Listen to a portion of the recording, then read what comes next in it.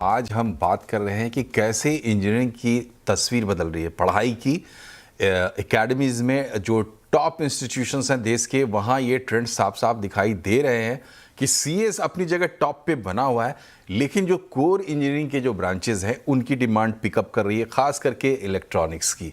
दूसरी बात कि कंप्यूटर साइंस के साथ क्या क्या मिक्स होगा, तो वो एक जो मेन्यू कार्ड था वो बहुत बड़ा हो रहा है। और कंप्यूटर साइंस के साथ जैसे पहले कम्युनिकेशंस एंड इलेक्ट्रॉनिक्स एंड अलग अलग डिफरेंट ब्रांचेस कंबाइन करके नए ब्रांच बनाए जा रहे थे, तो उसमें अब और भी विस्तार देखने को मिल सकता है। ये बदलता ट्रेंड हम समझने की कोशिश कर रहे हैं, उन लोगों के लिए भी जिनको नौकरी चाहिए और उन लोगों को भी जिनको एडमिशन लेना है इंजीनियरिंग कॉलेज में, तो कौन सा ब्रांच चूज़ करना है अपनी चॉइस फिलिंग में, ये भी इसमें मदद आपको मिलेगी। तो देखिए हमारे साथ वरुण मुदगिल है। वरुण, ये बताइए कि ठीक है, आईआईटीज़ में जो हो रहा है, बिट्स में जो हो रहा है, एनआईटीज़ में हो रहा है, ऐसे टॉप के जो कॉलेजेस हैं वहाँ जो हो रहा है, अच्छी बात है। कंप्यूटर साइंस की तो हमने पहले ही कह दिया कि भाई वो अपनी जगह है ही, उसके अलावा कुछ ब्रांचेस आ रहे हैं। मेरी जिज्ञासा ये है कि टॉप कॉलेजेस से आगे जो दूसरे कॉलेजेस हैं जहाँ पे हमारे हज़ारों हज़ार स्टूडेंट्स, लाखों स्टूडेंट्स पढ़ाई कर रहे हैं, ये ट्रेंड क्या उनको भी टच करेगा तो कैसे टच करेगा? Thank you Manoj ji. ये ट्रेंड हम एक्सपीरियंस से कह सकते हैं, क्योंकि जापान में भी सेम एनालिसिस हुई थी पिछले 20 साल पहले से। ऑफ कोर्स सेमीकंडक्टर और एआई में तो नहीं थी, मगर ये सिमिलर इशू जापान में भी हुआ था। It started from top universities, मगर जो सप्लाई साइड है ये बहुत इम्पोर्टेंट है। और जो टियर 2 कॉलेजेस या पॉलीटेक्निक या डिप्लोमा कॉलेजेस हैं वो भी इसी प्रोसेस के लिए इक्वली इम्पोर्टेंट है। हमें ये लगता है कि इंडिया अब आगे जाके manufacturing capital of the world बनेगी, मैन्युफैक्चरिंग नेशन बनती जाएगी। इसके लिए जो डिमांड है वो बढ़ती जाएगी, ये जो स्टूडेंट साइड की है। सप्लाई उसको कैचअप करना पड़ेगा। और जैसे अभी हम सेमीकंडक्टर या सेमीकंडक्टर इंडस्ट्री की बात कर रहे थे, उस पर प्रेडोमिनेंटली VLSI फॉर एग्जांपल ज़्यादा चलता है। अभी तक जो रिक्वायरमेंट थी वो डिज़ाइनिंग के लिए थी, जो टॉप इंस्टीट्यूट्स वगैरह में उनको बहुत फेवर करती है। मगर जैसे अब मैन्युफैक्चरिंग इंडिया में शुरू हो रही है, बहुत 2 सेक्टर्स हैं, स्पेसिफिक स्पेशल इकोनॉमिक जोन्स हैं जहाँ पे सेटअप हो रहा है। they're going to require a lot of workforce। ये जो वर्कफोर्स है ये ज़्यादातर जो होगी ये टियर 2, टियर 3 या डिप्लोमा कॉलेजेस जो पॉलीटेक्निक्स होते हैं वहाँ से सप्लाई आएगी।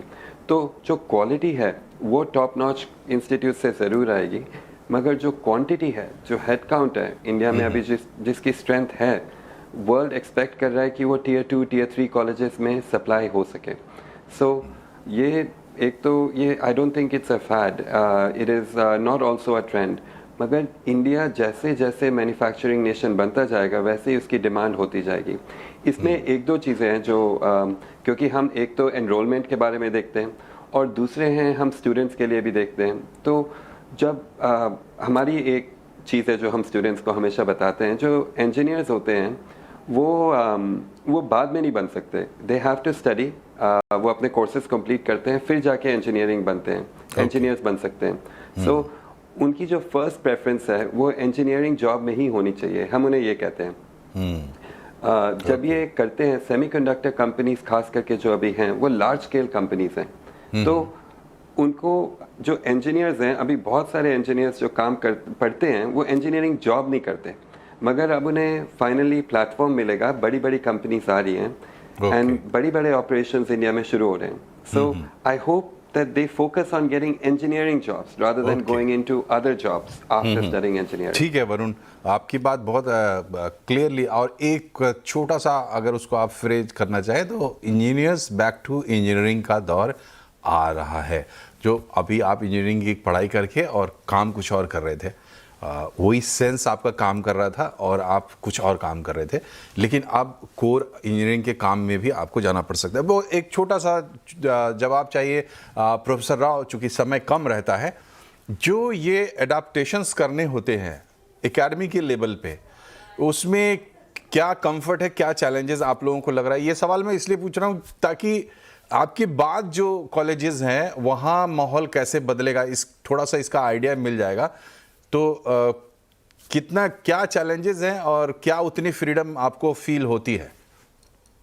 Think the biggest problem faculty का होता है ये सब एरियाज में। अगर आप एआई जितना भी कोर्सेज चाहिए एआई में स्टार्ट कर सकते, but getting faculty who can teach this courses eight A level where you can impart that required training for students. I think that is a big challenge right now. We need a massive faculty training kind of programs all over the country in AI kind of areas, particularly because AI is one area where a good person will have multiple options. Every company today is using AI in some way, and every company wants the same people. So hiring top class faculty in academic institutions at our academic salaries. The academic salaries in India, whether you IIT भी लेंगे या bits Pilani भी लेंगे, हमारा salaries Google, Microsoft और even the deep tech startups now, India में बहुत सारा deep tech startups है वो AI के ऊपर आया है. Even their salaries we cannot match anymore. So I think faculty recruitment, faculty shortage is one of the biggest challenges right now that India is facing. So.